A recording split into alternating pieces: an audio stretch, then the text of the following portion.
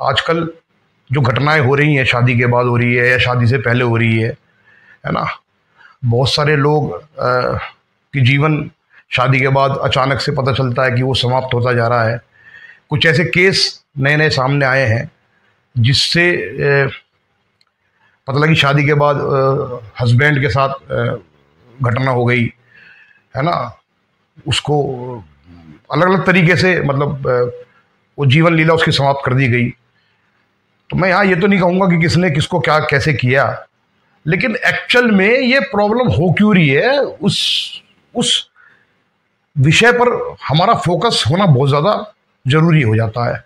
और वो ज़रूरी इसलिए हो जाता है कि कोई भी जो घटना है, उस घटना से केवल एक व्यक्ति की जीवन लीला समाप्त नहीं होती, उस व्यक्ति से जुड़े हुए जितने भी लोग हैं, चाहे तो उसके वो बच्चे हों, चाहे वो उसके भाई हों, चाहे माता पिता हों, चाहे परिवार के और लोग हों, उनका भविष्य भी कहीं ना कहीं दांव पर लगता है।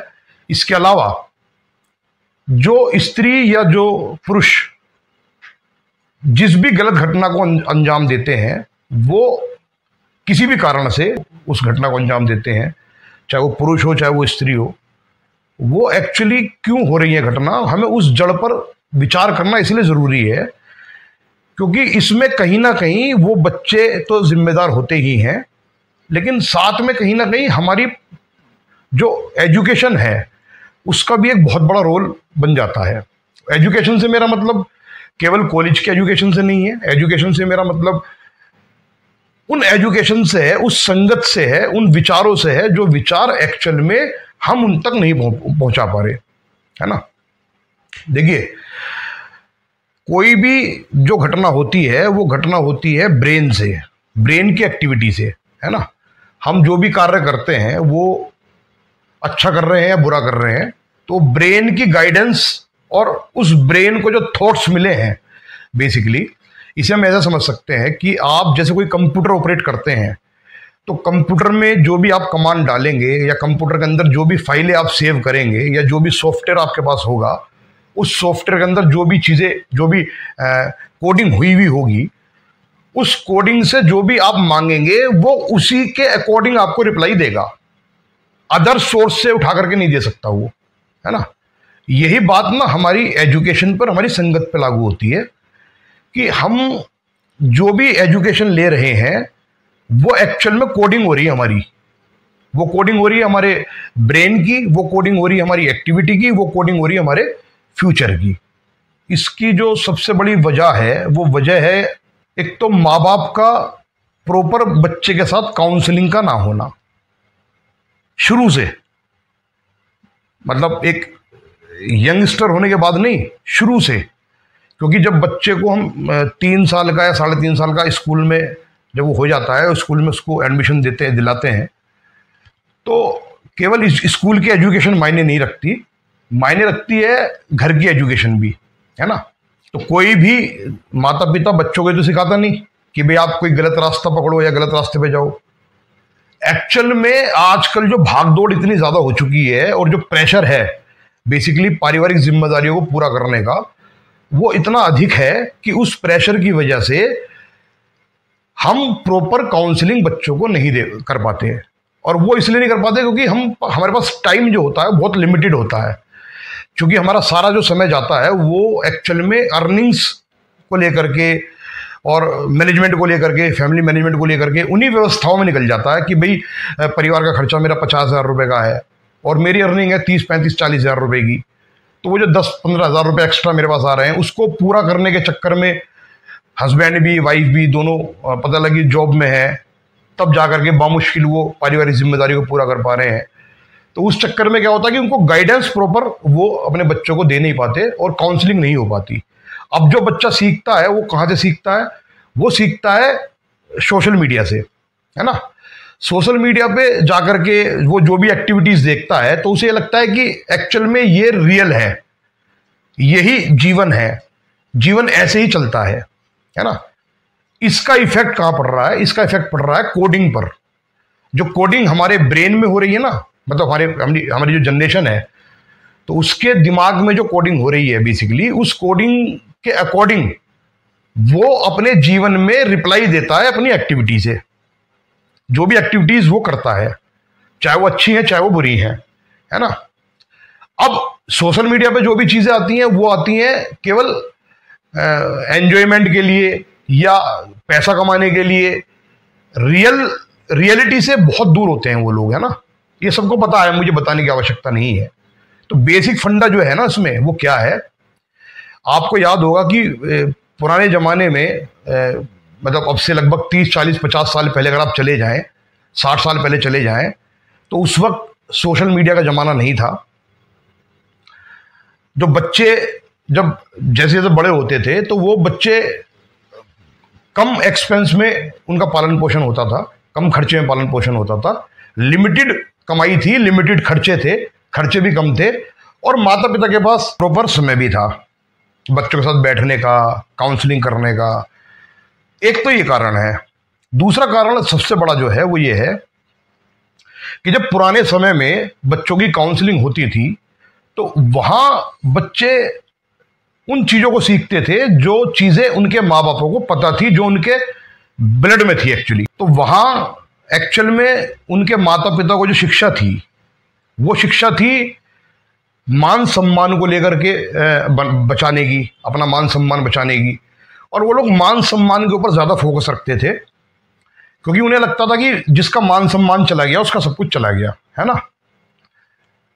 धीरे धीरे चीजें बदली, तकनीक बदली, तकनीक के साथ साथ विचार बदले, विचार के साथ साथ संगत हमारी जो थी वो बदली, है ना। संगत बदलने के साथ साथ फिर एडवांस होते चले गए हम लोग। हमारे तकनीक बढ़ी तो हमारी ज़रूरतें बढ़ी, हमारे खर्चे बढ़े, खर्चे बढ़ने की वजह से हमें उनकी आवश्यकता पड़ने लगी। अल्टीमेटली क्या हुआ कि हमारी ज़रूरतें तो बढ़ गई और हमारी एजुकेशन का जो पार्ट है लाइफ की, रियल एजुकेशन का जो पार्ट है वो समाप्त होता चला गया। और वो सारा का सारा रियल एजुकेशन का जो पार्ट है वो सारा का सारा पार्ट चला गया सोशल मीडिया के हाथ में, है ना। आपने देखा होगा आजकल के बच्चों को, 3 साल के बच्चे अगर दूध नहीं पीते तो माँ उनको तुरंत फोन खोल करके दिखा देती है ना, ताकि वो बच्चा आराम से देखते हुए उसको दूध को पी ले।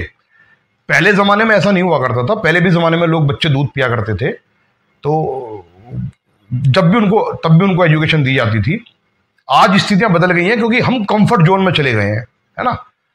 कंफर्ट जोन में हम इसलिए चले गए क्योंकि तकनीक का सहारा हम लोगों ने ले लिया है। कंफर्ट जोन से मेरा मतलब है हम लोग मेंटली कंफर्ट जोन में हैं, फिजिकली कंफर्ट जोन में नहीं है ना। मेंटली कैसे हैं? मेंटली ऐसे हैं कि हम लोग स्ट्रेस नहीं चाहते क्योंकि हमारे पास ऑलरेडी अपने बिजनेस को लेकर के, अपनी जॉब को लेकर के, अपनी जो एजुकेशन चल रही है उसको लेकर के बहुत ज़्यादा स्ट्रेस रहती है। इस स्ट्रेस को हम और ज़्यादा बढ़ाना नहीं चाहते, है ना। तो हम क्या करते हैं कि उसको इजी करने के लिए, जैसे बच्चे ने मतलब रोना शुरू किया, हमने उठा करके मोबाइल दे दिया। तो अब बचपन से, जब से उसने आंख खोली है तब से वो सोशल मीडिया के अधीन हो गया और हर चीज वो सोशल मीडिया से सीखने लगा। और हम लोग ये सोच करके फ्री हो गए कि बच्चा चुपचाप आराम से मोबाइल देख रहा है, कोई टेंशन ही नहीं है, चुप बैठा है ना आराम से, हमें परेशान तो नहीं कर रहा, हम तो मेंटली फ्री हैं, बच्चा भी अपना आराम से एंजॉय कर रहा है। हम तो ये सोच रहे हैं, लेकिन हम ये भूल जाते हैं कि सोशल मीडिया पे ना मतलब ऐसी ऐसी वीडियो भी आती हैं जो वीडियो परिवार को देखनी नहीं चाहिए। गंदी वीडियो भी आती हैं, अच्छी वीडियो भी आती हैं, गंदी ज़्यादा आती हैं, है ना। बहुत से लोग क्लिक कर देते हैं उनके ऊपर, तो फिर बार बार वीडियो रिफ्लेक्ट होती है सामने। तो उससे क्या होता है कि हमारा जो मेंटली जो फ्रेम है एक्चुअली वो डिस्टर्ब होता है। हम लोग बच्चे हमारे मेंटली डिस्टर्ब होते हैं और बहुत जल्दी वो उन चीज़ों को ग्रैब कर लेते हैं। एक्चुअल में उनके दिमाग में, उनके ब्रेन में वो फीडिंग हो जाती है, कोड फीडिंग हो जाती है। इसका प्रभाव क्या पड़ रहा है?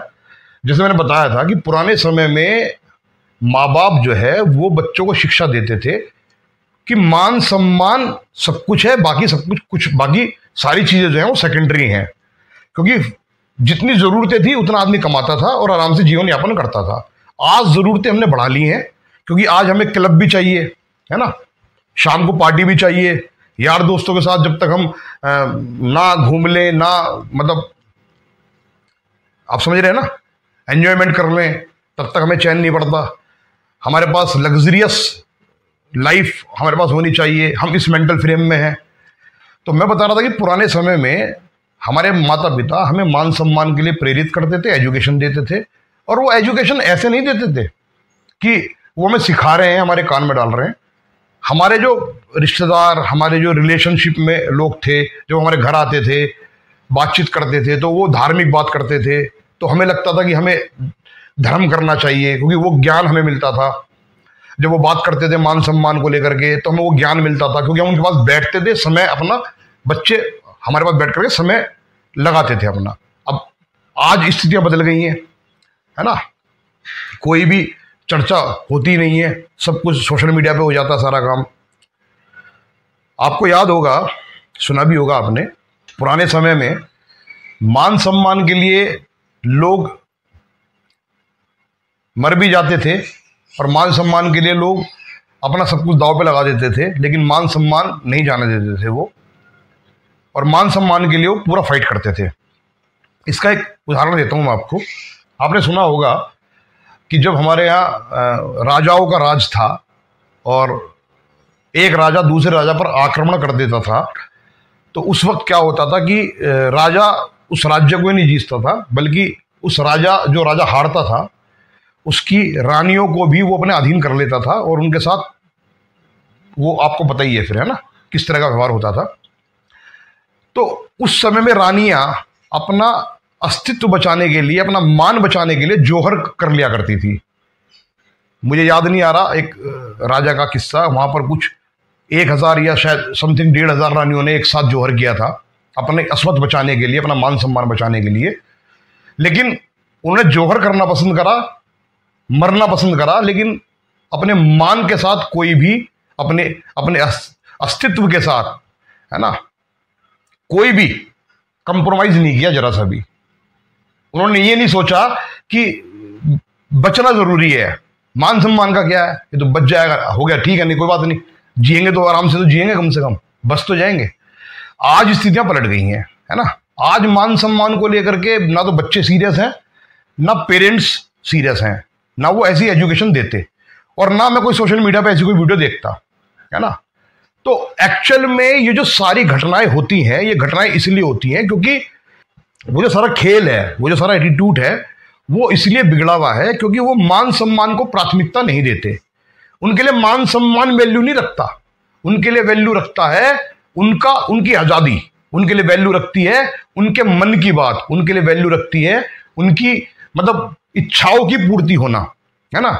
उन्हें मतलब नहीं है कि किसी का जीवन खराब हो रहा है या किसी का परिवार खराब हो रहा है, उन्हें तो मतलब है सिर्फ अपने इच्छाओं की पूर्ति, उनकी आज़ादी खराब नहीं होनी चाहिए। और इसका कारण कहीं ना कहीं हम ज़्यादा हैं, हम इसलिए ज़्यादा हैं। मैं किसी भी माँ बाप को ब्लेम नहीं कर रहा, मैं सिर्फ ये कहना चाहता हूँ, मेरी जो पूरी वीडियो है इसका सार सिर्फ इतना है कि जब तक हम बच्चों को ये नहीं सिखाएंगे कि एक्चुअल में जिसका मान चला गया उसका सब कुछ चला गया। हम बच्चों को सिखा रहे हैं कि जिसके पास पैसा है उसके पास मान है। हम एक्चुअल में उस रियल चीज को नहीं समझा पा रहे, जो रियल चीज उन बच्चों के भविष्य को बना सकती है, और वो रियल चीज है उनका मान सम्मान। मान सम्मान से मेरा मतलब स्त्रियों का जो मान सम्मान है, स्त्रियों के पास जो सबसे बड़ी संपत्ति है वो है उनका मान, और पुरुषों के पास भी जो सबसे बड़ी संपत्ति है वो भी है उनका मान। हमारे शास्त्रों में भी बात लिखी है कि दुराचार के परिणाम भयानक होते हैं, और वो हम देख रहे हैं, है ना, वो हम देख रहे हैं कि दुराचार के परिणाम क्या होते हैं। वो दुराचार कौन कर रहा है, वो लड़का कर रहा हो तो भी और लड़की कर रही हो तो भी, उसके परिणाम बुरे ही होते हैं, है ना। अगर हम बच्चों को ये एजुकेशन दें कि मान सम्मान पहली प्राथमिकता पर होना चाहिए और सेकेंडरी होना चाहिए पैसा, लग्जरियस लाइफ तो जी सकते हैं हम, लेकिन अगर हम मान सम्मान के साथ जिए तो वो ज्यादा बेटर है। अदरवाइज मुझे बताने की आवश्यकता नहीं है कि पिछले कुछ चंद महीनों में, चंद सालों में जो व्यवस्थाएं बिगड़ रही हैं, परिवारों की जो व्यवस्थाएं खराब हो रही हैं, वो किसी की भी तरफ से हो रही हो, वो व्यवस्थाएं केवल उनके जीवन को तबाह नहीं कर रही, वो व्यवस्थाएं बहुत सारे परिवारों को और बहुत सारे बच्चे, आने वाली जनरेशन को तबाह कर रही हैं। और ये हम तब समझेंगे जब हर माँ बाप अपने बच्चों को कुछ समय दे, काउंसलिंग करें उनके साथ बैठ करके। काउंसलिंग कम से कम 1 घंटा प्रतिदिन अपने बच्चों के साथ बिताए और उन्हें सिखाए कि पैसा सब कुछ नहीं है। मैं ये नहीं कह रहा कि पैसा सब कुछ नहीं है, पैसा सब कुछ है, जीवन जीने के लिए पैसे की आवश्यकता है, लेकिन मौज करने के लिए अपना जीवन तबाह कर लेना ये एक मूर्खतापूर्ण डिसीजन है ना। बच्चों को ये सिखाना चाहिए कि मान सम्मान सब कुछ है, जिसका मान सम्मान चला गया उसका सब कुछ चला गया। देखिए, आप एक अगर व्यापारी हैं तो आप इस बात को समझ सकते हैं। अगर आप एक व्यापार कर रहे हैं और आपके व्यापार में, व्यापार करते हुए मार्केट में ये बात उड़ जाए कि आप एक डिफॉल्टर व्यक्ति हैं और आप पैसा किसी का लेकर के देते नहीं हैं, तो कोई भी दूसरा व्यापारी आपसे डील करना पसंद नहीं करेगा। ये फैक्ट है ना। वो डील क्यों नहीं करेगा? क्योंकि वो डरेगा डील करते हुए। तो ये क्यों हुआ? ये इसलिए हुआ क्योंकि मान चला गया। मान चला गया, मान समझ गए ना, वैल्यू समाप्त हो गई। और जिस चीज की वैल्यू समाप्त हो जाती है वो चीज समाप्त हो जाती है, वो चीज ही समाप्त हो जाती है, और वो चीज भविष्य के लिए समाप्त हो जाती है ना। अब आप सोचो, एक व्यक्ति ने कोई गलत कार्य किया और उस गलत कार्य को करने से पूरा देश उस बात को सुन रहा है कि फला व्यक्ति ने या फला महिला ने या फला पुरुष ने ये गलत एक्टिविटी की थी और इस गलत एक्टिविटी की वजह से इसने ये कांड कर दिया। जब मान सम्मान गिरा तो पूरे देश ने देखा कि मान सम्मान खत्म हो गया इसका। उसका इफेक्ट किस पे पड़ा? उसका इफेक्ट पड़ा आने वाले जो उसके परिवार के लोग हैं, उसके छोटे बहन भाई हैं या उसके जो करीबी लोग हैं। क्योंकि एक व्यक्ति के खराब होने से ऐसा लगता है कि ये पूरा परिवार ही खराब होगा। ये फीलिंग आती है मन में। मैं ये नहीं कह रहा कि वो पूरा परिवार खराब होता है, लेकिन ये फीलिंग आती है लोगों के मन में। लोग और समाज उसको उसी दृष्टि से देखना शुरू कर देते हैं, उस परिवार को एक्चुअली, कि इसका लड़का अगर ऐसा है तो निश्चित रूप से परिवार भी ऐसा ही होगा, लड़की ऐसी है तो परिवार भी ऐसा ही होगा। इस तरह की बातें बनाते हैं लोग, भले ही माँ बाप का लेश मात्र भी इसमें कोई हाथ नहीं होता, है ना। बच्चे अपनी मर्जी से जो भी करते हैं वो अपनी मर्जी से करते हैं। तो मेरा तात्पर्य कहने का ये है कि हमें बच्चों से काउंसलिंग करनी चाहिए, हमें बच्चों को शुरुआत से ही एक अच्छा माहौल देना चाहिए, उनको मान सम्मान के बारे में सिखाना चाहिए और उन्हें बताना चाहिए कि सोशल मीडिया पे जितनी भी चीज़ें आती हैं वो 90% फेक होती हैं और वो केवल पैसा कमाने के लिए वो लोग डालते हैं, उसका रियल लाइफ से कोई संबंध नहीं है ना। लेकिन जब हम देखते हैं पिक्चरों में और एडवर्टाइजमेंट इस तरह के आते हैं, मतलब जो नहीं देखने के होते हैं फैमिली के साथ। आप सोचो कि जब हम एक पहले ज़माने में, मुझे अच्छी तरह याद है जब मैं छोटा था, मेरी शादी नहीं हुई थी, तो उससे पहले जब टीवी हमारे घर में था तो कोई ऐसा सीन गंदा आ जाता था तो मैं वहाँ से उठ के चला जाता था कमरे से। मुझे बहुत शर्म लगती थी उस देखने के लिए, और हमारे माता पिता भी मुंह फेर लेते थे, मतलब वो टीवी कोई नहीं देखता था, ऐसा मान लो आप, उस सीन को निकल जाने तक, है ना। आज क्या स्थिति हो रही है? आज स्थिति हो रही है कि माँ बाप को पता होने के बावजूद भी वो सोशल मीडिया पे रील देख रहा है, वो यूट्यूब पे रील देख रहा है और उसमें गंदी गंदी रील्स आ रही हैं। बच्चे को क्या पता, लेकिन उसके जो अंदर कोडिंग हो रही है वो कोडिंग गलत हो रही है, उसके सिम्टम्स उसको प्रेरित कर रहे हैं उस कार्य को करने के लिए। तो आप समझो, और बच्चा ना, वो कहते हैं ना खरबूजे को देख करके खरबूजा रंग बदलता है। तो जब सोशल मीडिया पे वो चीज़ें देखते हैं, मैं सोशल मीडिया को ख़राब नहीं बता रहा, ये तो एक अच्छा प्लेटफॉर्म था, लेकिन कुछ पैसे के लोभियों ने और कुछ गलत लोगों ने इसको गलत तरीके से इस्तेमाल करके इसका बेड़ा गर्क कर दिया बेसिकली। मैं तो यही कहूँगा, आप लोग अच्छी वीडियो बनाकर डालो यार, जो लोगों को समाज को प्रेरित करें, जो बच्चों को प्रेरित करें, अच्छी शिक्षा दें, अच्छा ज्ञान दें। आप ऐसी वीडियो क्यों डालते हो जो बच्चों के भविष्य को खराब करती हैं? आपको पता है, धार्मिक लिहाज से किसी को गलत राह पर छोड़ देना, गुमराह करके उसके जीवन को बर्बाद कर देना, वो एक बड़ा मतलब पाप कर्म का, वो मतलब हमारे यहाँ कहते हैं कि वो बहुत पाप कर्म का विषय है। अब आप कहोगे साहब पैसा कमाने के लिए सब कुछ करते ही हैं, पैसा कमाने के सर बहुत सारे रास्ते हैं। गंदी वीडियो बनाई जा सकती हैं तो अच्छी भी बनाई जा सकती हैं, शिक्षाप्रद वीडियो भी बनाई जा सकती हैं। बहुत सारे लोग हैं, मैं किसी चैनल का नाम नहीं लूंगा, मैंने बहुत सारे चैनल देखे हैं सोशल मीडिया पे जो वीडियो बनाते हैं और बहुत अच्छे अच्छे मैसेज देते हैं समाज को, और मुझे बहुत अच्छी लगती है वीडियो, मैं उनको लाइक भी करता हूं और कई बार तो मैंने उनको शेयर भी किया है, खुद ही शेयर किया है, क्योंकि वो समाज को मैसेज दे रहे हैं, एक अच्छी एजुकेशन दे रहे हैं।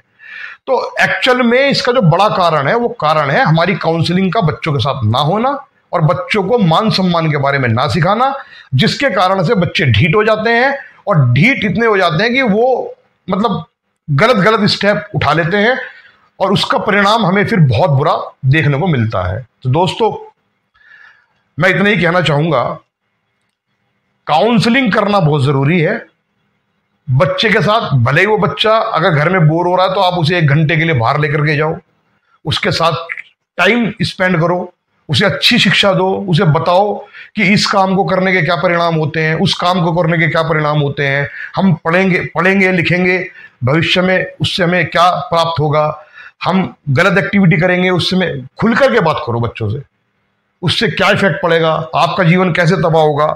और जो चीजें आज समाज में देखने को मिल रही हैं उससे भी आप उनको प्रेरणा दो कि देखो उसने ये गलत काम किया और अल्टीमेटली कितना जीवन खराब हुआ उसका, है ना। ये बातें छिपाने की नहीं होती है, करने की होती है कि वो अब बंदा जेल में है, जेल में होने के बाद उसका सारा जीवन तबाह हो गया, बर्बाद हो गया, क्या हासिल हुआ। आप ऐसी शिक्षा दो ना, लेकिन वो तब दी जाएगी जब हमारे पास समय होगा। हमारे पास समय ही नहीं है। हम रात को 8 बजे व्यापार करके आए, मुंह धोया, खाना खाया और हम भी लग गए मोबाइल पे, बच्चा भी लग रहा मोबाइल पे, है ना, वाइफ भी लग रही है मोबाइल पे, सब मोबाइल पे लग रहे हैं, सन्नाटा पड़ा कमरे में, पूछ ही नहीं रहे क्या देख रहे हैं। तो एक्चुअल में एजुकेशन देना बहुत जरूरी है, अच्छी एजुकेशन देना बहुत जरूरी है। मान सम्मान बड़ों का मैंने देखा है आजकल ना, बच्चों के अंदर ना बड़ों का मान सम्मान करते ना कुछ और करते, मतलब बड़ों के लिए कोई उनके मन में बात ही नहीं है, बुड्ढा खसूट पता नहीं क्या क्या बोलते हैं, मतलब आजकल की जनरेशन जो है। लेकिन ये चीजें ठीक नहीं है, और ये ठीक इसलिए नहीं है क्योंकि उनको एजुकेशन गलत जा रही है। आप सोचो, जिसकी संगत खराब हो गई उसका भविष्य खराब हो गया। बचपन से ही संगत खराब हो रही है। पहले बच्चों को बाहर जाने से रोका जाता था ताकि गलत संगत में ना पड़ जाए। अब हम खुद ही उन्हें गलत संगत में डाल रहे हैं, खुद ही मोबाइल ला के दे रहे हैं, खुद ही सिखा रहे हैं, खुद ही। अब संगत का क्या मतलब है? गलत चीजें सीखना, गलत संगत में बैठ करके गलत चीजें सीखना। पुराने जमाने में क्या होता था कि बच्चों को उन लोगों के साथ नहीं बैठाया करते थे जो बच्चे गलत एक्टिविटी करते थे, गुंडागर्दी करते थे, बदमाशी करते थे, तो माँ बाप रोकते थे उनको कि भाई इनके साथ नहीं बैठना, बच्चा ठीक नहीं है ना। अब क्या कर रहे हैं हम? पहले तो ये केवल 1-2 पंगत तक काम सीमित था, कुछ चंद लोग थे गलत संगत वाले। अब तो आपने पूरी दुनिया की संगत उनके हाथ में दे दी। विचार तो करो एक बार इस पे, पूरी दुनिया की संगत उनके हाथ में दे दी। अब उनके पास कितना ज्यादा गलत चीजें जा रही हैं। आप उठाकर देखो, 100 में से 90 वीडियो होती हैं जिनके मैसेज अच्छे नहीं होते, 10 वीडियो होती हैं जिनके मैसेज अच्छे होते हैं। अब वीडियो गलत ज्यादा आती हैं, क्यों? क्योंकि उनकी तादाद ज्यादा है, संख्या ज्यादा है गलत वीडियो की। अच्छी वीडियो की संख्या कम है, इसलिए वो रिफ्लेक्ट कम होती हैं, उनको लोग पसंद नहीं करते। क्योंकि आनंद किसमें आता है? आनंद आता है गलत एक्टिविटी करने में, आनंद आता है गलत चीजों को देखने में, आनंद आता है किसी को पिटते हुए देखने में, है ना। एक हीरो आया, उसने मारा 10-20 को, उसमें आनंद आता है। और अगर उसने साउंड के साथ नहीं मारा, बिना साउंड के मार दिया, तो यार पिक्चर बेकार है, मजा नहीं आया, उछल उछल के तो मारा ही नहीं इसने। होता कि नहीं ऐसा? और वो इसलिए होता है क्योंकि उनको संगत गलत मिल रही है, उसको एंजॉयमेंट मतलब उसका जो हो रहा है वो कहीं और हो रहा है। पहले जिस संगत से माँ बाप बच्चों को बचाया करते थे, अब उसी संगत को माँ बाप ने अपने हाथों से परोस दिया अपने बच्चों के आगे। और फिर जब बच्चे बड़े होकर के गलत एक्टिविटी करते हैं तो फिर वो माँ बाप अपने माथे में हाथ मार करके रोते हैं कि ये क्या हो गया, क्यों हो गया, है ना। तो मैं सिर्फ इतना नहीं कहूंगा दोस्तों कि बच्चों को काउंसलिंग देना स्टार्ट करें। काउंसलिंग देना बहुत जरूरी है।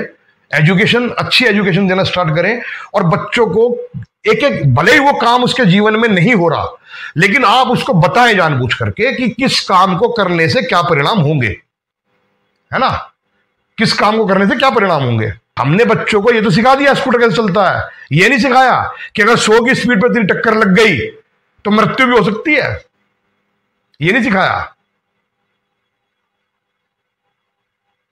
तो ये एक्चुअल में ना कहीं फॉल्ट थोड़ा सा हमारा काउंसलिंग का हो रहा है, जिसकी वजह से मुझे लगता है कि बच्चों की जो डायरेक्शन है वो थोड़ी सी गलत जा रही है। एक तो हमारी काउंसलिंग नहीं हो रही, ऊपर से उनको संगत गलत मिल गई मोबाइल की, जिसकी वजह से वो गलत गलत चीजें उनके दिमाग में जाकर के फीड हो रही हैं, गलत बातें उनके दिमाग में फीड हो रही हैं, और वो एक्चुअल में अपने आप को उसी फ्रेम में सेट कर लेते हैं जिस फ्रेम में वो वीडियोस देखते हैं, जिस फ्रेम की वो वीडियोस देखते हैं बेसिकली।